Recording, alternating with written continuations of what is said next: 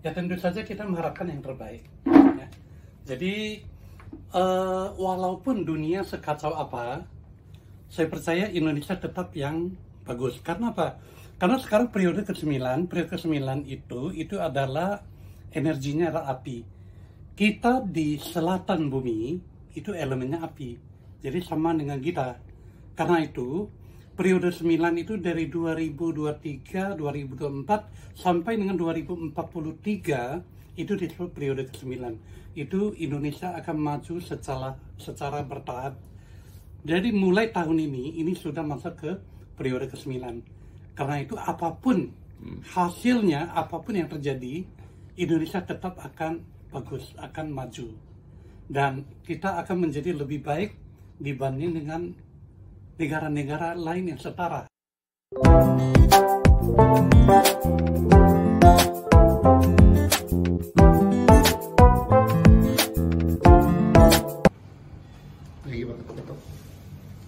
Selamat pagi, Su. Pagi. Apa kabar? Baik. Wah, pakai baju merah. Saya belum masuk. Silakan. Oke, maaf agak terlambat sedikit, macet. Ya, tak ada masalah. Oke, sahabat KW Channel, saya hari ini jumpa dengan sahabat saya, Xiang He, seorang Tionghoa yang juga ahli mengenai Feng Shui ya. Feng Shui dan segala aksara. Dan khas aksara itu tanggal lahir. Oh, tanggal lahir. Astrologi lah. Oke, jadi beliau itu dikenal sebagai ahli Feng Shui, menulis banyak buku, juga membuat kalender ya, dan lain-lain. Ya. Oke, jadi ini bertepatan juga dengan tahun baru Imlek. Jadi Ya, saya kebetulan sedang deket-deketnya ya. deket-deketnya. Ya. Oke. Oke. Su, ini kan tahun baru Imlek ya. Ini tahun baru Imlek 2024. Betul. Apa temanya? 2024 itu disebut naga kayu. Naga kayu. Naga kayu. Jadi naga kayu itu sebetulnya adalah suatu naga itu nama tahun. Ya. Tapi naga, ular, kuda dan lain-lain itu disebut 12 Sio. Nah, 12 Sio itu setiap 12 tahun itu kembali lagi. Iya. Berarti siklusnya terlalu singkat. Karena itu di atasnya dikasih elemen. Jadi jadilah ada yang disebut naga kayu, naga api, naga tanah, naga air, Sampai ada 12. naga logam. Ya. Jadi kalau begitu 5 kali 12 itu menjadi 60. Jadi satu siklus itu 60 tahun. Dia baru kembali lagi jadi ke naga kayu itu. Oke, berarti tahun baru Imlek Ya. naga kayu itu sudah berlangsung, sudah terjadi 60 tahun yang lalu. 60 tahun yang lalu. Nanti akan berulang 60 tahun yang akan datang. Yang baru. akan datang, betul. Yang kembali ke naga kayu. Ayo lagi. Nah, makanya di dalam kalangan masyarakat Tionghoa, orang-orang dulu, kalau orang sekarang pandangannya udah berbeda. Orang-orang dulu mengatakan bahwa, kalau saya hidupnya kalau sudah sampai umur 60, wah ini sudah satu siklus, sudah sempurna. Begitu. Kalau sisanya 61 sampai dengan misalnya 100 tahun, itu bonus. Oh gitu.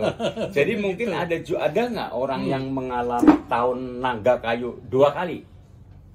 Naga kayu 2 kali. 2 kali dalam hal ini mungkin adalah bulan kabisat. Jadi ada saja terjadi di bulan yang terjadi kabisat. Kebetulan tahun ini bukan ya. Tahun ini semuanya satu bulan. Kalau kita di nasional setiap 4 tahun sekali terjadi satu bulan kabisat di Februarinya. Itu biasanya kan 28 hari. Karena kabisat itu menjadi 29 hari. Nah, kalau di Imlek itu terjadi pengulangan bulan dalam 3 tahun terjadi sekali, 5 tahun kedua kali, 7 tahun ketiga kali. Demikian lagi, kembali lagi ke tahun yang ketiga baru mengulang lagi. Oke. Jadi dia ada pola seperti itu. Oke. Nah, jadi adanya bulan ganda itu untuk mengcover bahwa tanggal Imlek itu setiap bulan itu maksimalnya adalah 30 hari. Jadi biasa 29 hari untuk bulan kecil dan 30 hari untuk bulan besar.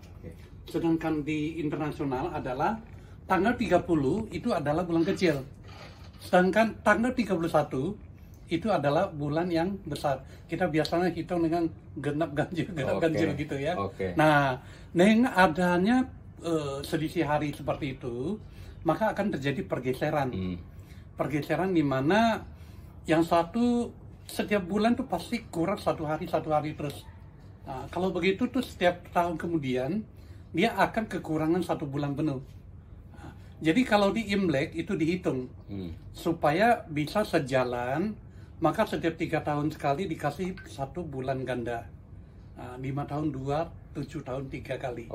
Dengan demikian dia hanya dia akan berjalan terus seiring. Jadi tahun 2024 tetap 2024 baik Imlek maupun internasional.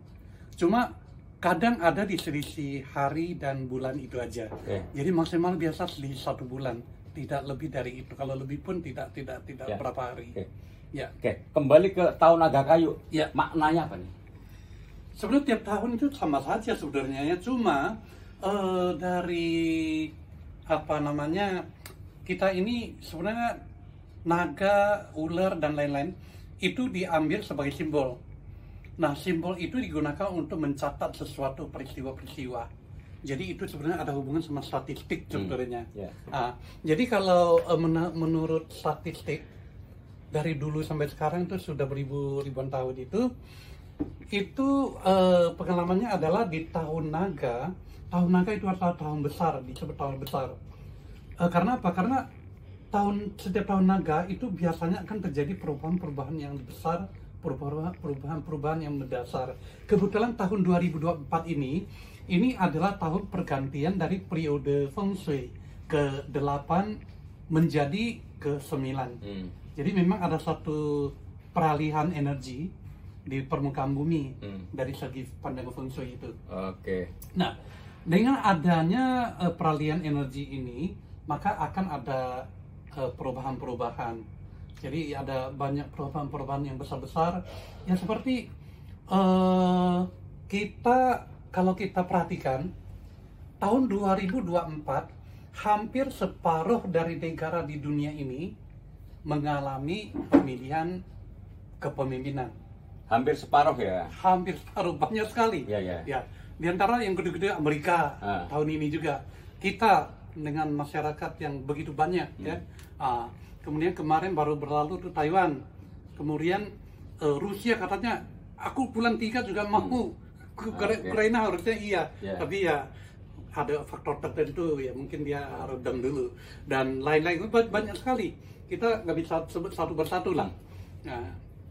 Nah, jadi setiap pergantian manajemen, berganti manajer pasti ganti manajemen. Ya. Nah itu pasti ada penyesuaian, perubahan. Nah itu yang terjadi pada skala yang kecil, per wilayah, per daerah, per negara. Suhu, jadi Suhu apa harapan kita semua ya untuk bangsa ini di tahun baru Imlek ini? Ya tentu saja kita mengharapkan yang terbaik. Ya.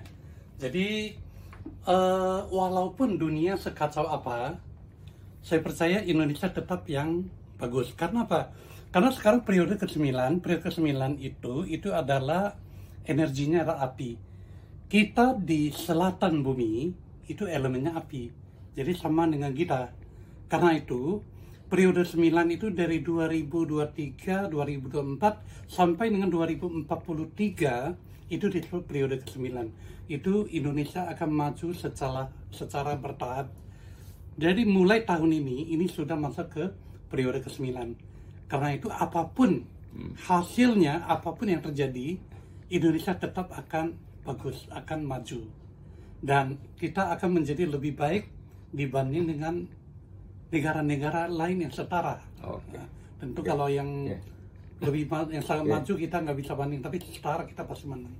Oke, semoga harapan atau prediksi ini bisa terwujud untuk Indonesia. Nah, sekarang saya mau ngomongin soal Feng Shui. Nah, Suhu atau Xiang He ini kan pakar Feng Shui atau masternya Feng Shui Indonesia. Nah, coba dijelaskan kepada saya apa itu Feng Shui itu? Jadi Feng Shui itu sebenarnya di Indonesia itu sudah campur baur. Sebenarnya ini adalah namanya Xuanxue.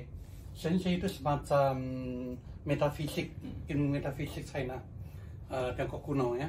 Jadi dia terbagi menjadi ilmu ruang, ilmu untuk ruang tempat, ilmu untuk waktu. Waktu itu melibatkan tanggal lahir dan lain-lain, dan ilmu yang digunakan untuk memperakirakan segala sesuatu yang tidak ada acuannya yang jelas. Jadi kita bisa bagi menjadi 3. Tapi di Indonesia itu semuanya disebut Feng Shui, padahal ada nama tersendiri. Feng Shui yang dimaksud itu sebetulnya adalah untuk ruang.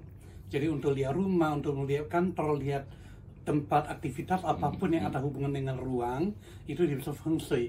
Sedangkan yang berhubungan dengan keberuntungan, itu adalah ilmu yang berkaitan dengan waktu. Kita pecahkan dari tanggal lahir seseorang misalnya. Kemudian sesuatu yang misalnya kita kehilangan kunci, kehilangan dompet atau apakah bisa dicari kembali dan lain-lain. Itu gak ada acuannya. Nggak ada acuannya. Kita pakai ilmu yang beda. Itu bisa disebut Liu Yao, bisa pakai Liu Ren dan yang lainnya. Jadi sebenarnya secara garis besar itu ada 3, tetapi di Indonesia itu cenderung dimasukkan ke dalam Feng Shui. Feng Shui itu segalanya katanya. Jadi itu di Indonesia. Jadi kalau yang mempercayai Feng Shui itu bisa dipraktekkan untuk kehidupan apa saja? Jadi begini, kalau kita misalnya ingin memiliki suatu tempat tinggal yang ideal, yang nyaman, selain dari penataan arsitektur yang mengatur pencahayaan dan aliran udara dan lain-lain, kita juga menatanya dari segi Feng Shui yang mengatur bagaimana energi yang terbaik di muka bumi ini bisa kita terima di tempat tinggal kita itu. Nah, itu Feng Shui. Nah, kalau kita misalnya ada permasalahan-permasalahan, misalnya saya ingin memenangkan suatu tender, kemungkinan menangnya berapa persen misalnya, boleh nggak fight gitu. Nah, kita cari tahu dari waktu, jadi dari tanggal lahir seseorang, kapan seseorang itu paling bagus dalam hidupnya, atau perlu menjaga sesuatu misalnya tahun tertentu jangan pergi jauh-jauh misalnya. Itu dari segi hasta aksara atau pace namanya, itu segi waktu. Dan lainnya lah, yang jelas sesuai dengan kebutuhan. Apapun aktivitas yang ada hubungan dengan manusia bisa di cover dengan Feng Shui. Terus untuk orang yang mempercayai Feng Shui itu kan tidak semuanya dia tahu. Dia percaya tapi tidak tahu. Berarti bertanya kepada siapa? Tentu saja ahlinya lah. Ahlinya, termasuk Xiang He ya? Ya, jadi kita yang mempelajari tentang ilmu ini dan menguasai informasi yang terkait di dalam rumusan kode-kode atau apalah yang disebut batang langit cabang bumi. Nah, kita bisa membacakannya berdasarkan itu. Jadi ini masih terkait dalam saintik sebetulnya. Tapi ya banyak orang yang mengkaitkannya dengan mistik segala macam. Sebenarnya itu nggak benar. Kita ini saintik. Oke, Xiang He. Jadi Xiang He kan termasuk master Feng Shui. Nah, dan sudah banyak menulis buku tentang Feng Shui. Sudah berapa banyak buku yang Bapak tulis? Buku terhitung kira-kira ada 12, termasuk 2 buku yang berbahasa Mandarin. Oh, berbahasa Mandarin. Sebagian lainnya berbahasa Indonesia. Ada 10 lebih kurang berbahasa Indonesia, sama belasan kalender yang telah kita terbitkan. Kemudian artikel-artikel yang kita isi itu, saya mengisi rubrik yang berbahasa Mandarin itu sejak tahun 2000 ya. Sempat terhenti 2-3 tahun, tetapi nyambung lagi sampai dengan detik ini. Jadi setiap 1 minggu atau 2 minggu sekali itu ada 1 artikel ya di International Daily News ya. Oke, jadi buku-buku tentang Feng Shui yang Bapak tulis itu berdasarkan kajian ilmiah tentu saja ya? Betul. Ada hubungan sama ilmiahnya, scientific ya. Oke, terus pangsanya kemana nih yang membeli buku-buku Bapak ini diterbitkan oleh kelompok Gramedia ya? Gramedia. Ini buku yang keberapa nih? Ini keberapa ya? Saya juga udah lupa. Tapi ini lebih kurang di tahun 2000 sekian ya, 2017-an mungkin. Sekitar 2014-an. Di sini tulis 18. 18 ya, 2018 ya. Dan kebanyakan diterbitkan oleh kelompok Gramedia ya, BIP ya. Semuanya. Kecuali yang Mandarin. Mandarin yang satu saya terbitkan di Taiwan, satu lagi di Hong Kong. Oh, jadi kalau gitu pembahasannya juga yang dari luar negeri banyak ya? Iya, dari luar negeri juga banyak. Ya. Jadi pangsa pasarnya sebenarnya di orang-orang yang hobi pada ilmu ini cukup banyak sebetulnya. Tapi kalau kita di Indonesia karena ada hubungan dengan terputusnya bahasa Mandarin, sebagian sudah tidak ngerti sama sekali. Namun minat untuk itu tetap ada. Jadi tetap besar. Walaupun yang menguasai dengan benar itu sedikit, sangat sedikit. Oke, terus referensi utama untuk penulisan buku Feng Shui itu dari mana nih? Dari negara mana? Kebanyakan dari Tiongkok, Taiwan, Hong Kong kebanyakan. Banyakan dari sana referensinya. Tapi isi buku kebanyakan orang yang konsultasi atau minta pendapat mengenai Feng Shui itu tentang apa? Untuk bangun rumah, untuk bisnis atau apa? Berbagai keperluan. Jadi apapun. Jadi misalnya untuk bangun rumah untuk tinggal, untuk kantor dan lain-lain. Kemudian menanyakan tentang permasalahan-permasalahan. Misalnya sedang mengalami suatu permasalahan yang ruwet, kenapa bisa begitu? Jadi kita bisa cari tahu dari tanggal lahir mereka juga. Berbagai keperluan. Jadi semacam buka praktek begitu? Ya. Kita ini praktisi benar. Oke, terus mungkin yang terakhir ya, kalau tahun baru Imlek atau disebut juga kan tahun baru Cina. Itu keluarga Tionghoa itu apa? Pesta atau merayakannya bagaimana? Kalau dulu kita di kampung itu ramai sekali, terutama anak-anak itu dari rumah ke rumah itu pergi minta angpau namanya ya. Oh gitu. Jadi ya angpau seperti ini nih. Sekarang di sini juga udah ada yang tapi warna hijau ya. Di semua angpau juga katanya.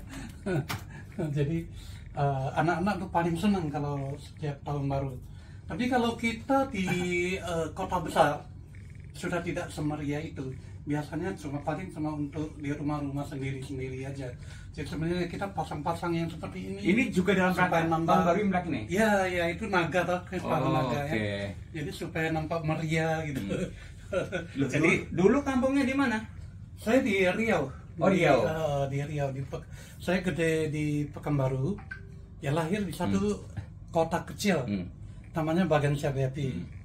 Itu kota itu terpencil sekali. Jadi budaya Chinese itu masih kuat sekali pada di tempat itu. Begitu keluar dari situ itu sudah mentok. Pak Siang He ini kan usia udah 50 lebih ya? Ya 60 lah lebih. Hampir 60 ya. Berarti sudah berapa kali, udah puluhan kali merayakan tahun baru Imlek. Mungkin bisa dijelaskan kemeriahannya antara dulu dengan sekarang gitu. Sekarang ini saya pikir kemeriahan itu tetap bagus, tetap meriah. Kalau saya merayakan sendiri bisa dikatakan hampir tidak, tapi dimerayakan oleh orang lain, dirayakan oleh orang lain. Kadang oleh kelompok-kelompok hobi, kadang seperti oleh media kan suka diundang ketika sedang momen pesta, momen Xinjia atau Imlek ya. Saya juga pernah diundang ke Singkawang dari dalam Sebome dan lain-lainnya. Itu sangat-sangat meriah. Di daerah terutama meriah banget. Kalau di sini hanya di tempat-tempat tertentu. Mungkin sekitar Jakarta Utara, Jakarta Barat, beberapa mall itu masih ada suasana seperti itu. Ya. Oke, mungkin penutup nih harapan Siang Hee di tahun baru ini untuk kita semua. Ya, saya tetap mengharapkan segala sesuatu yang terbaik, dan saya ucapkan kongsi facai, supaya semua yang terbaik hadir bersama kita. Itu yang baik. Baik, terima kasih Pak Siang Hee, obrolan kita terkait dengan tahun baru Imlek 2024 ya. Mudah-mudahan obrolan ini bermanfaat untuk kita semua. Bang Sipace. Terima kasih. Ya, ini ada kue ulang tahun, kue Imlek nih. Oh, kue Imlek. Kue Imlek ya, namanya kue keranjang. Jadi setiap tahun itu kita ada nih. Oh. Kuenya seperti ini, kue keranjang. Nah, ini mumpun lagi suasana ini ya. Terima kasih.